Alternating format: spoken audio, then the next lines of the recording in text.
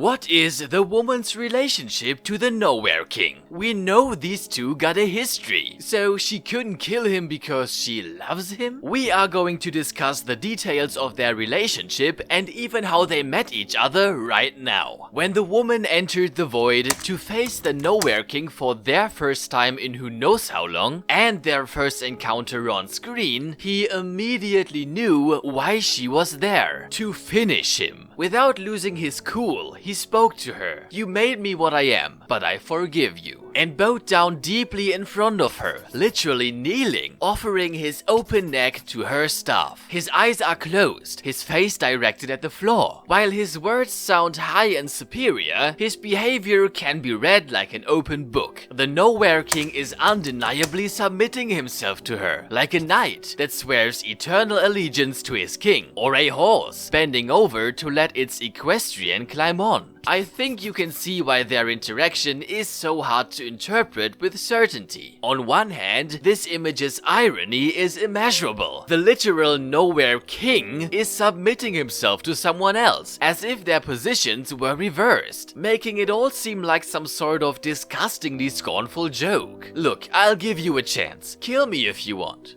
You can't? That's what I thought, puss. On the other hand, the whole rider-horse relationship is actually a thing in this show. So the possibility that the Nowhere King formerly was the woman's mount does exist. To be honest, this theory isn't outstandingly convincing though. So let me tell you why we can neglect this idea to focus on the love theory. Given that the Nowhere King looks the way he does, it's hard arguing he isn't a magical being through and through, suggesting that he was a regular type of centaur, likely a beartaur, before turning into what he is today. And from the two murals we can derive that humans and centaurs interacted as equals, meaning to say, humans did not ride centaurs to battle. Moreover, there is in fact no clue that would lead us to believe humans ride anything besides horses to battle. Human world is not a magical place. Apart from the minotaurs, it's seemingly comparable to the real medieval world, so there should have been little reason for the woman to ride a deer into an open battle, except of course for aesthetics. Oh wait, that actually does sound like something she'd do.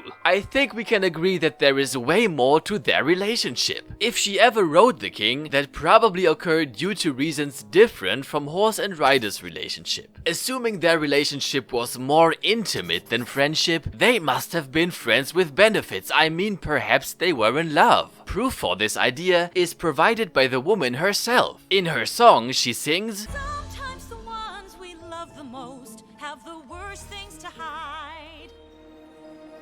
Sometimes the monsters turn out to be those who stood there by your side."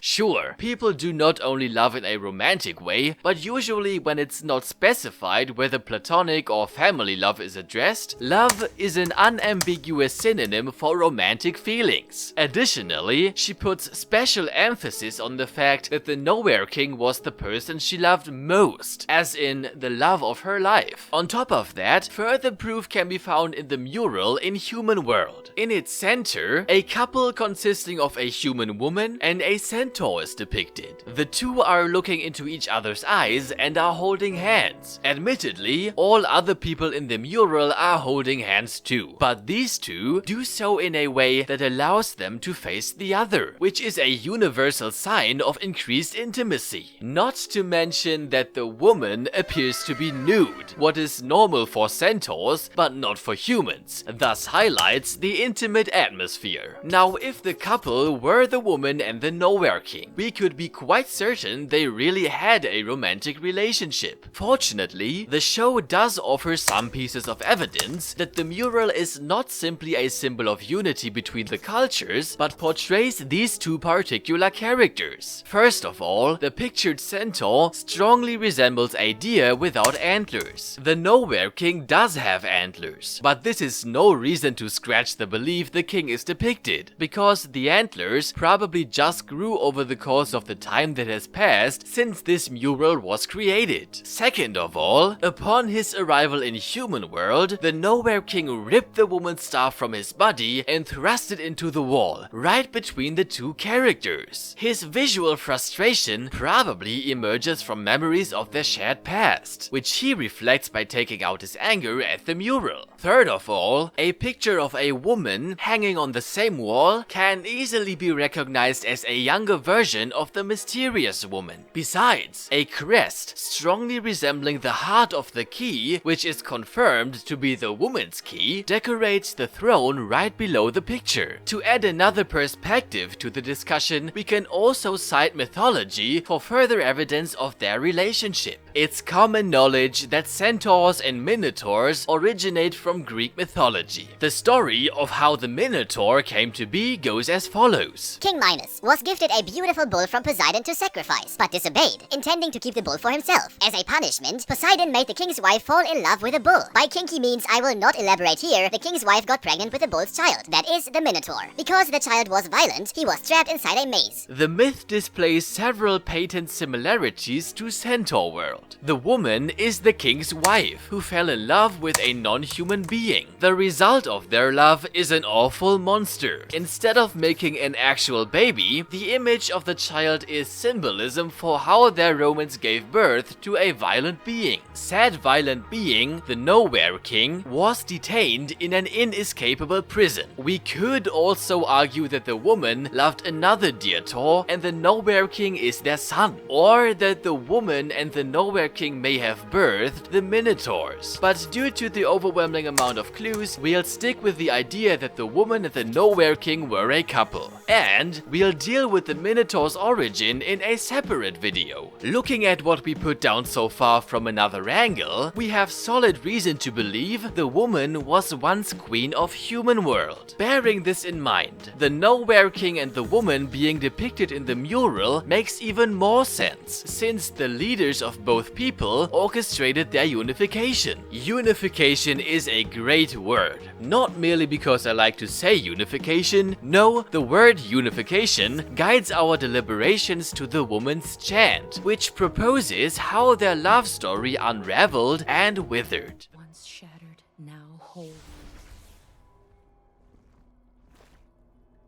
Once whole, now united. Once united, now eternal. The verse refers to the two worlds and the two leaders' relationship. Let me demonstrate how. Once upon a time, Centaurworld and human world were separated. Then, through yet unknown circumstances, they became one realm. The world's physical merging led to the species establishing regular contact, gradually growing into a true union, before they were ultimately divided again during the Nowhere King War. How does eternity come into play here? We'll return to that in a second. Once upon a time, a young centaur and a human queen lived in different worlds. Assuming that a connection between dimensions can't be built overnight, it's likely that with means of magic, powerful shamans had the ability to catch a glimpse of what's beyond Centaurworld. A young, handsome beartaur couldn't help but watch the beautiful queen of another realm. He fell in love and so devised a plan enabling him to meet his lady. The worlds became one. The beartaur finally felt fulfilled, and it wasn't long until he and his muse were truly united in love. But their days of happiness are numbered, because for unknown reasons, their story took an ugly turn. Once more we ask ourselves, what does eternal stand for? In order to answer this question, keep these two things in mind. The chant is not a prophecy of some kind. As far as we know, the woman came up with it herself. She mentions a state of affairs, then proceeds to describe how the situation changes, being clear about the fact that the former state is no longer. As soon as something becomes whole, it ceases to be shattered. Essentially, the woman is stating that what once was united shall be divided again, forever and ever. For one, we are aware of her opinion on the gates. She wants the worlds to remain separated divided for eternity. In the same way, she planned on staying split from her former lover forever. And perhaps by eternity, she really meant eternity in the literal sense. Could it be that the woman and the Nowhere King are actually immortal? Again, considering the Nowhere King's immense power and gooey existence, in addition to the fact that he survived being stabbed with a spear, it is pretty much to be expected that he cannot die, except for very special circumstances. But how about the woman? As a human, she should be mortal. However, a regular human also can't wield magic, especially not on par with the shaman. Conceivably, the woman completed the shaman training before the whole war started. And though we do not have confirmation, we can assume that shamans are immortal to some degree. Remember when Horse and Chad broke one of the tree shamans? It did not die. Instead, it simply healed itself. Summed up, the eternal part of the woman's verse refers to the eternal obligation she bestowed on herself to keep the worlds divided and herself separated from the Nowhere King, due to the circumstances that she is partly at fault for the situation. Make sure to subscribe, because more great Centaurworld theories are coming. See you next time.